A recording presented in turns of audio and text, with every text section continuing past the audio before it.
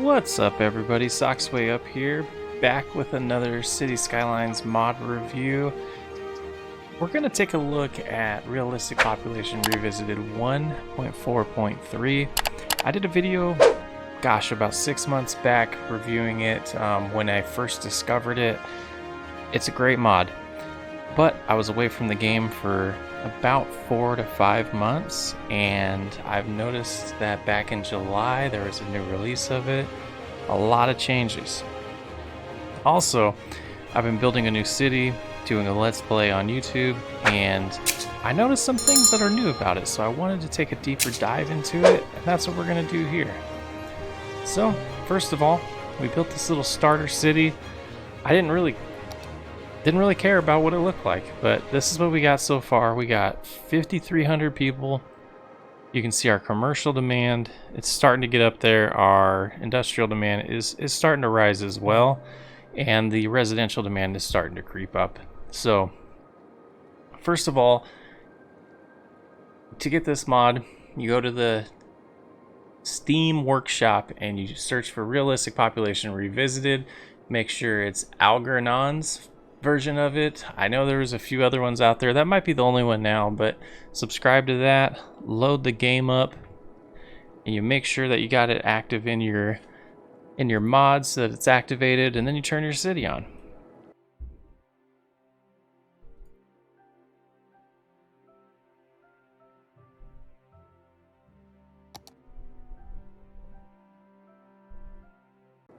One of the things you can do with this mod is you can actually enable it on an existing city, and slowly over time each house and each residential, or that's a house, and each commercial building and industrial building will slowly adjust what they require per building over time. So it's not an instant thing when you change the mod, when you turn it on and off. And what we'll do later on in this video is we will take a look at what this city would look like population wise and demand wise with it off as well. To correct something I just said, I tried to load the same city with the realistic population mod disabled. That didn't work.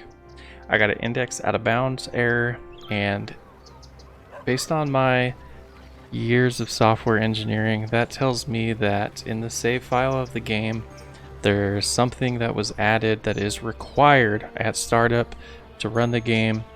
And it kind of makes sense. We're making customizations to these houses.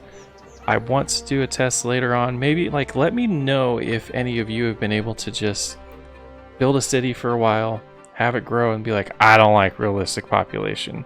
And you decide to disable it, you load your city up, and it works. Comment below, let me know. I would love to know. I'll probably do some more tests after editing this video. But I was unable to load a city without this mod enabled, and it completely makes sense in my brain right now. Like I said, you have some customization going on in the same save file. You've made changes to the way the game works. You've saved it, customized it, and then you've pulled out the mod. So there's probably something trying to be loaded that can't be when you start the game. So back to the review. Okay, so to take a deeper dive into this mod, let's go into the options menu. We're going to look at Realistic Population Revisited selected. You can change the language that this mod uses, but then you click on this residential tab. This is the first thing I noticed when I came back. I can't be sure if it was here before, but this mod is 100% customizable. I'm a software engineer by trade. That's what I do as my day job. I love this. Everything should be customizable. You write code, you write a mod, you write software, you make sure the users can customize it however they want when possible. So looking at these numbers, starting to kind of take a little peek at it, area per household, the small residential houses are a higher number. They're 2,000. You look at residential high, 140. So that tells me that if I customize this and lowered my the residential low, if I lowered that number to say 1,000, that's going to double the amount of residents or households that are going to be in each home for level 1, level 2, level 3, and level 4, level 5. So you could even say, if I have a neighborhood that I'm purposely going to try to keep at level 1. I'm not going to give them a lot of parks. I'm not going to give them a lot of services so they won't upgrade. You could raise that. You could say 3,000, and then you're going to make sure that those are smaller households, or a smaller amount of people per household per building in that neighborhood or that district. And then when you have your fancier, you say upper class residential areas like level 5, you could adjust those to be bigger houses that have more people in them, however you want. So first feedback here, realistic population is the name of the mod, but realistically this is 100% customizable city skylines, residential, commercial, industry demand customization. Would have been hard to name it that way. I know that this mod was taken over and revisited, as it says, because of the original realistic population mod, but you can tune your city however you want, and that's not just for residential. We go into industry, you can do the same thing. Area per worker. So if we lower that number, we can have more workers in that area. You can see in the farming we have this higher number because that industry, you probably have more people doing that job, and you can customize it however you want in commercial as well and in offices as well. So jumping back into the actual game, the next amazing awesome thing that I saw was, that's elementary school, that's not going to work. We can click on a random house. Let's scroll in here and let's say this big house here has one household in it. It's kind of large. There's 5 people living in it. Let's just say, for instance, I wanted to have 3 houses living in it. We're going to say add customization. We're going to pop over here, and now we see it's 1 out of 3 households. Again, as a software engineer, seeing this customization in a video game makes me so happy. So when you're building your cities and you look at this little, the zoning section, and you see that, in your opinion, this is all you're building a city, you want it to look how you want it to look. It doesn't matter how anyone else wants it to look. I personally think right now there's a little bit low amount of commercial in this build, and probably a little bit low industry for the amount of houses that we have. So you could come along over here and you could say, let's customize this. Actually, in that approach, we would probably want to go into the options and do this as we want more industry, right? So let's say area per worker, we're going to do our zone 1. Let's go up to 100.